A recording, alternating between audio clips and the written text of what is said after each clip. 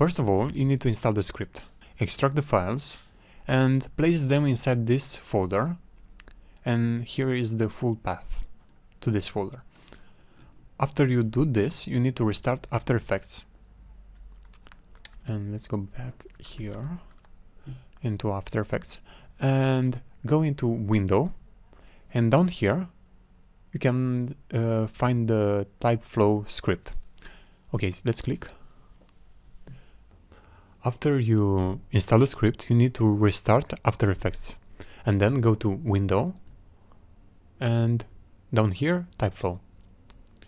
Let me just dock it here. And bring some text in. Copy. And paste it over here. I'm gonna move it on different lines by hitting the Enter key, like this. And this. And I'm gonna use this arrow to move the text in this panel, like this. So right now we are ready to create a scene, almost, because we need to have a composition where the scene is placed. And to do this, we just need to create a new composition. So go here, new composition, and you can change settings according to your needs here. So you can have different width, height, different frame rate, different timing, but I'm gonna leave this as it is. Now let's go back here. Before I create this, I need to select the composition where the scenes are going to be placed. So you can do this here, select the timeline, or here in the project panel, select the composition itself, like this. So let's go back here and just create.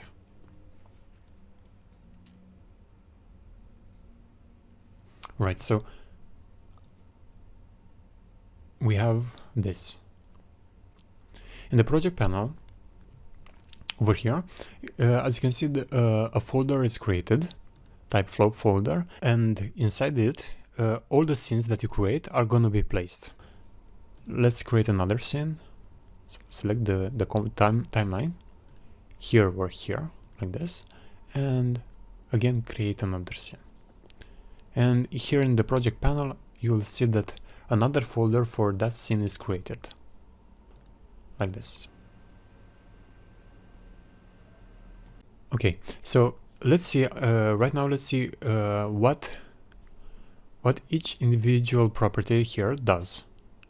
So let me just remove this one, like this, and just bring in a single line so we can see it better. So first are the text color, text background color, and scene background color. Next we have the text itself, so we can see which is which. And next we have the direction. This is the animation, the text animation direction. So it can come from left, bottom, right, and top. So we have 4 directions from where the animation can come. You can control the direction for the animation itself. Next we have the duration. There are 4 labels. So we have short, medium, long, and very long. These labels are used to set how long each line stays on the screen. Let's jump over this, and I'm gonna come back later with some examples. I think they're more easy to understand. So we have the labels. Next to this we have the animations for the text. You can just choose one of these and the text will animate in this way. Next we have text background color. Now it's set to none, no background, but you can have 2 more options. This is fill background and stroke background. Let's bring it with fill. Let me Control Z to undo everything I did before. So not that much. So go back here, select the composition and create.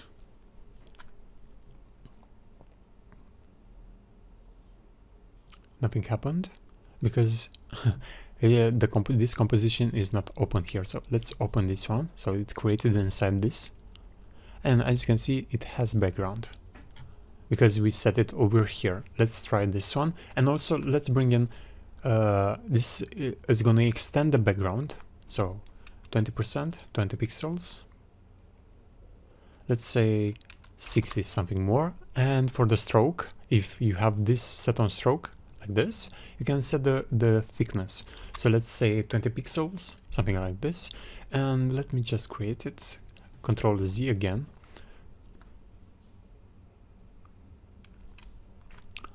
and create a new scene. So I didn't select the composition, go here and create scene. All right, let's see it. As you can see, we have the background as a stroke, and the stroke 20 pixels, I think it was 20 pixels. Yes, 20 pixels. Next we have footage. We can add images and select them from this drop down menu. Right now it's set to none because there is no image here, but later I'll show you how you can add the images. Next we have the animation for the images over here. Alright, let me just bring in a little bit more text. Copy this again, paste it. I'm gonna move it on its own line like I did before, and I'm gonna just move it here. Let's Control and Z to undo again, and select the layer, the composition, and so the composition needs to be selected before we hit the create scenes. Okay, let's create a scene.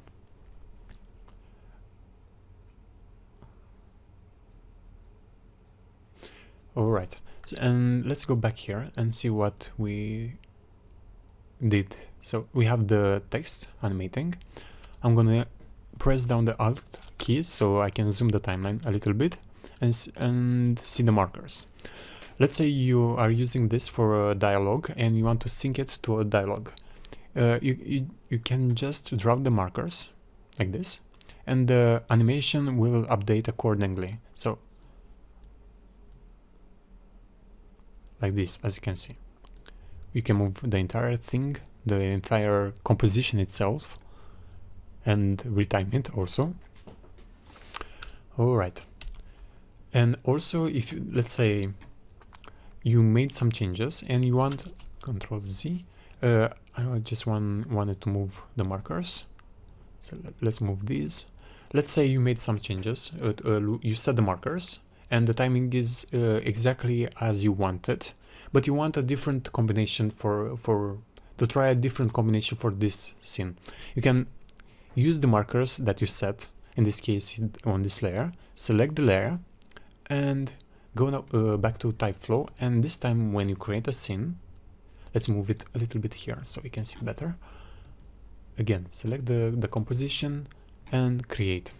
So this time when the scene is generated, it's gonna use those markers.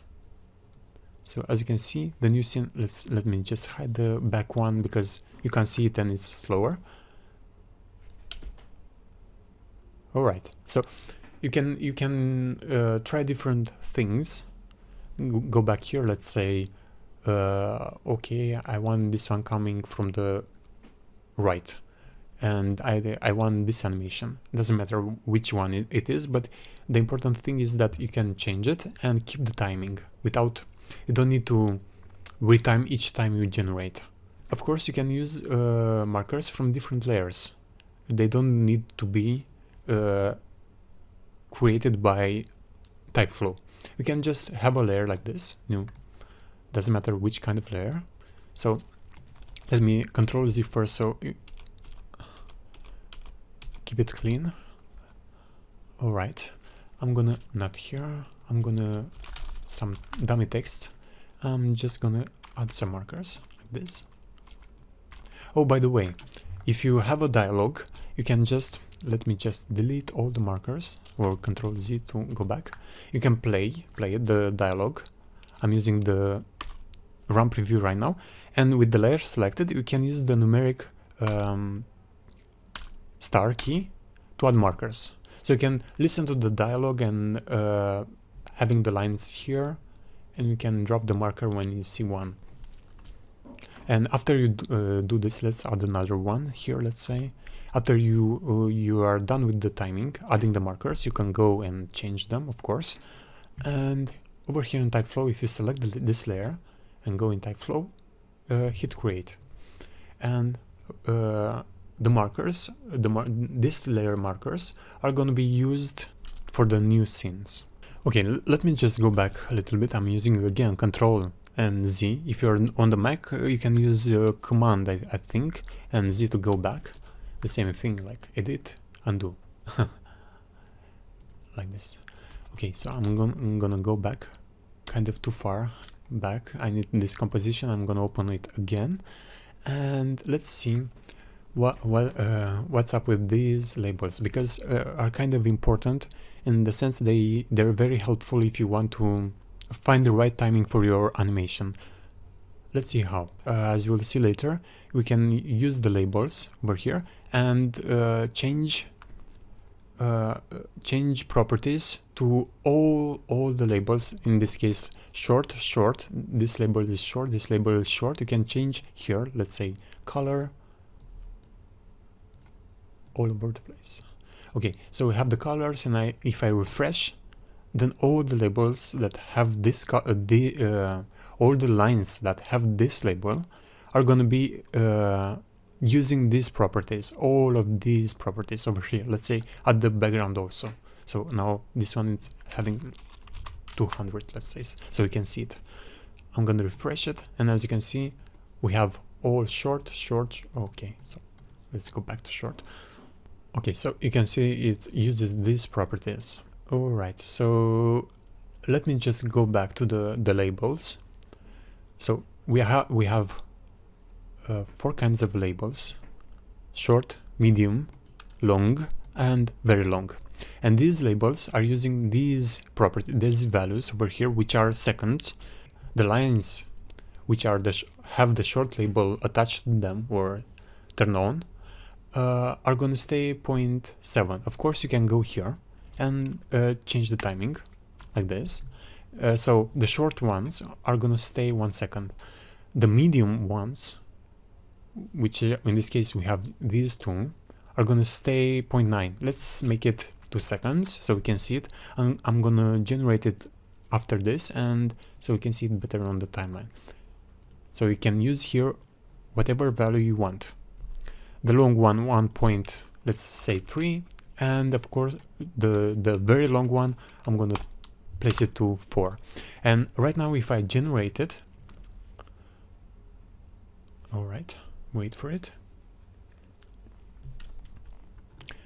Or I'm pressing down the Alt key so I can zoom in on the timeline. We have the first one which has a very long label, and this one is 4 seconds, and as you can see, we have 4 seconds like this. Okay, I shouldn't click on that because it's keep on changing. Next we have medium, which is over here 3 seconds. Is medium? Oh, all right. 2 seconds. Okay. From 4 seconds till 6, and long 3 seconds, 1, 2, 3. So the markers, the markers will be placed based on these times over here. Of course, you can go afterwards and just retime it, and the animation will retime automatically like this. So stay and changes. All right, let's go back here.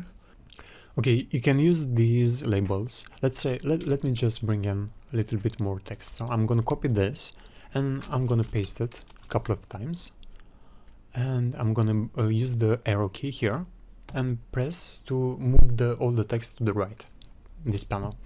And let's try changing. So you can change the labels over here.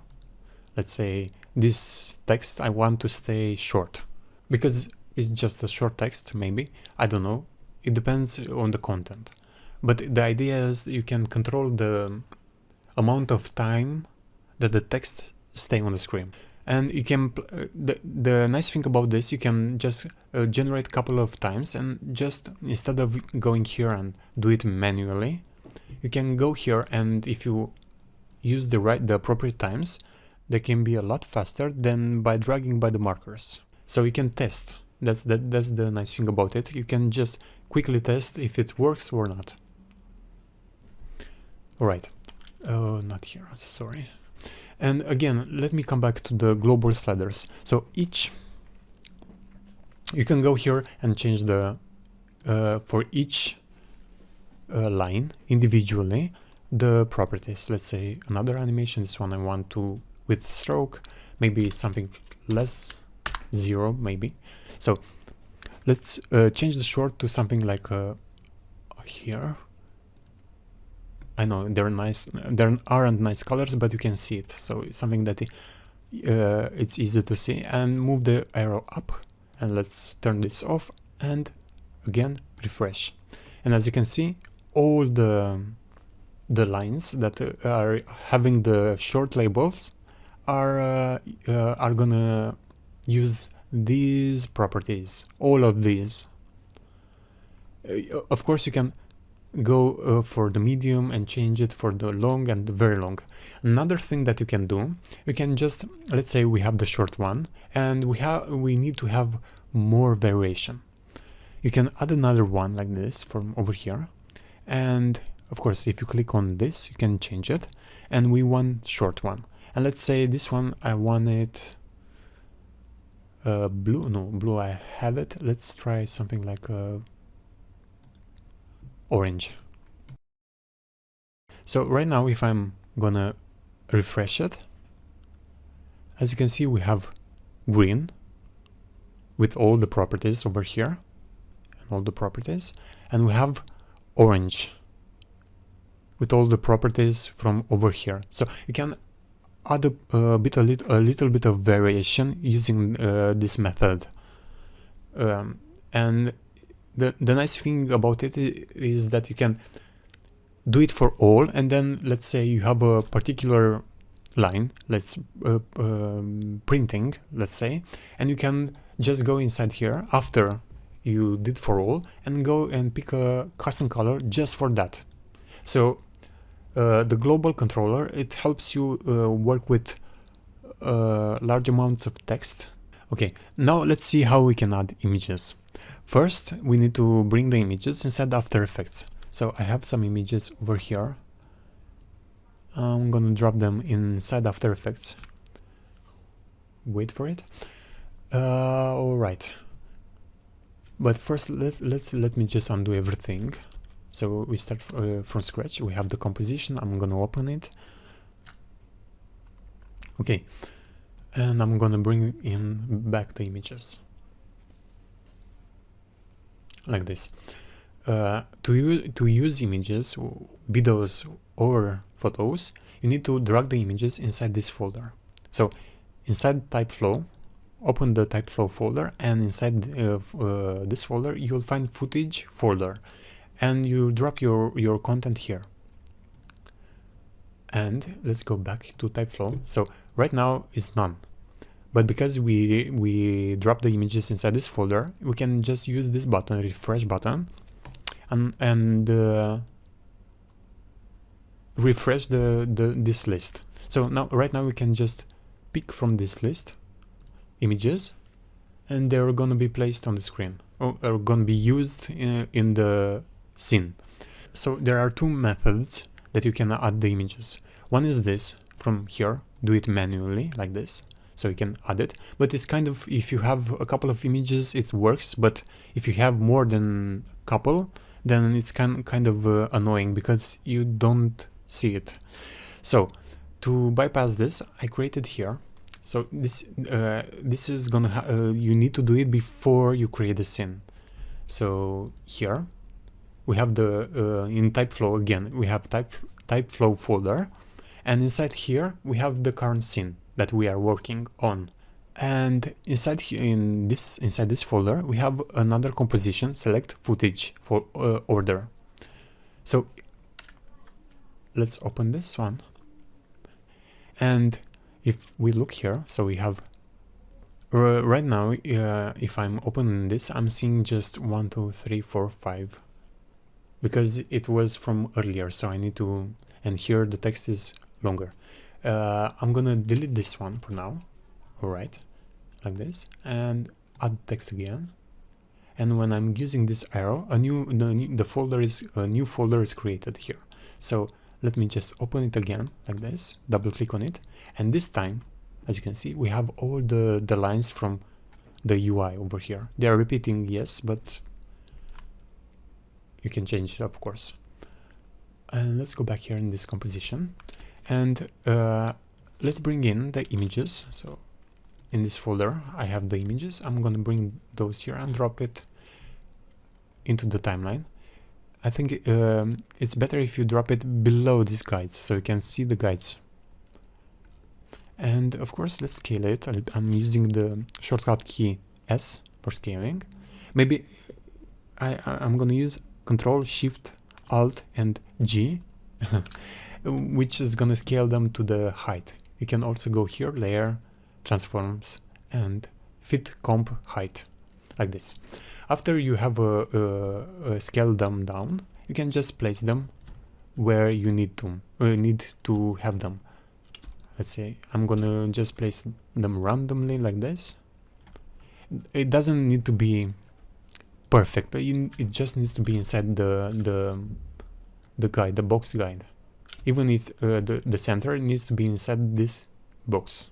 So this one is gonna use, if it's like this, it's gonna be taken from this. I'm gonna zoom in a little bit. So it's gonna this image will work with this text. If I'm placing it here, so the center is placed, it's gonna use this text. It's gonna be background for this text. And I think I have one more here. Oh, there are a couple more. So let's bring in these over here, like this. That's it. And now let's go back here in Typeflow and hit the refresh. So right now, look at the just take a look at here at this drop-down menu. So this is none, and we have these. And let me just refresh it like this. As you can see, some changes have been made, and they reflect. Where are you? This composition. Let me just bring in this one to the end so we can see it clearly. So I'm gonna refresh it again. Let's bring it down here. So we should have, when I'm refreshing this, we should have this image updated here. So refresh. So you can each time you make a change here, you need to go here, up here, and refresh. And of course, you can go and choose again a different image. Okay, so we have this. Let's see what we get. Again, go back here. In the composition, we want to create the scene. So select this scene here and create scene. So depending on the amount of text you have, it's going to take longer or less.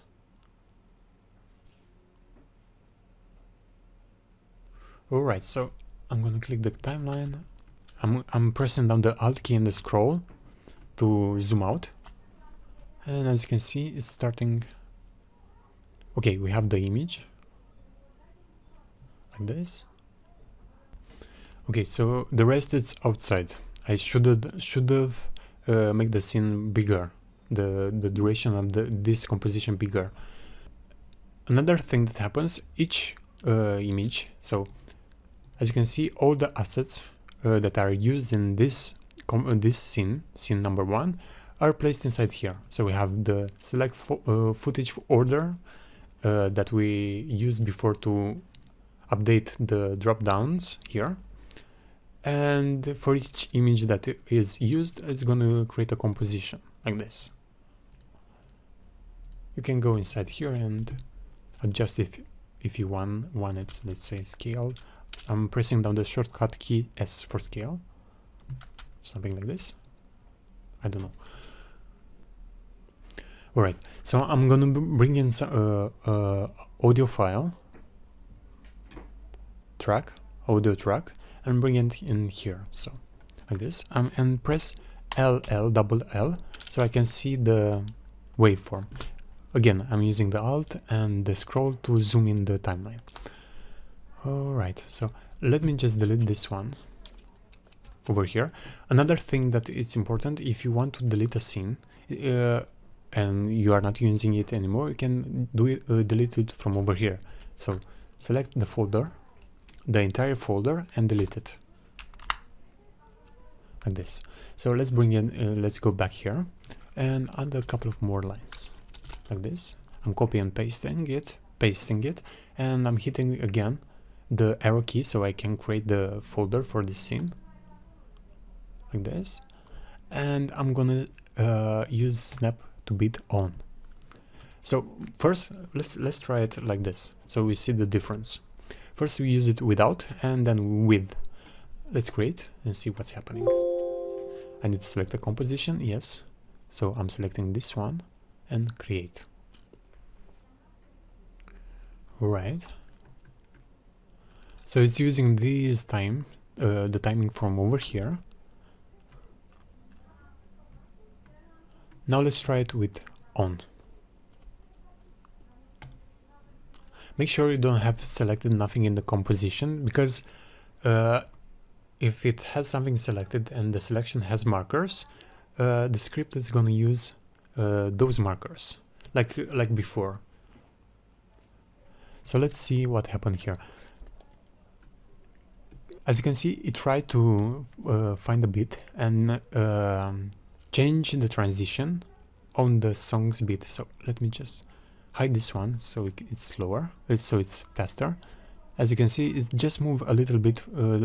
It found the closest. It found the closest bit. Okay, in this case, I think it didn't go back. But let's see it here. Let's, for example, again, as you can see, it found a bit. The good part about this is that cutting on, transitioning on motion, on sound, it kind of hides the cut. Okay, so you can play around with this if you are using on music. It doesn't work with dialogue. It just finds the closest bit based on these times. So it's working with these labels and timing over here and finds the closest bit. Let's go back a little bit. Again, I'm using the Control and Z shortcut to undo everything I did before. And to change font, the script is using the fonts from the character panel, so you can go change the font from over here like this, and you can change the font size from over here. Let's turn this one and just use the smallest one. So this one is the smallest one font size, and this is the big, is full screen. It's going to be full screen. So let me try it like this. Create a scene. Like this. So we have small font. And it's using this font. Where? This font. Let's go again, Control Z and go back. And let's say you want to use more than one font. Then you can go use the text tool, T for over here, and let's go back in this composition where you are gonna create the scene, and dummy text is gonna be dummy. So I'm gonna use Control and D to duplicate this two times. Control D, duplicated. So I have the layers over here, and I'm gonna go in the character panel, select the layer, and change the font. Let's try something like this. And for this one, not this one here, I'm gonna use, I don't know, sample, something like this, dummy.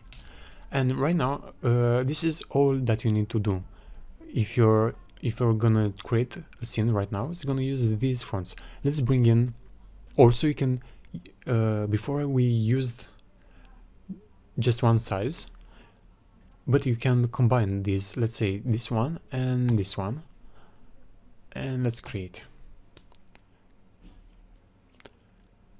And let's see what did we get. Lorem ipsum. It's getting the bigger size. As you can see, it's the full screen. Tries to fit it into the screen, into the screen, the preview screen. Again, we have this font, one of these fonts changed, printing lorem ipsum, and this one simply dummy text. All right, and I believe this is it. Thank you for your time, and hopefully this makes sense. If it doesn't, please let me know. I'm gonna try it to explain better.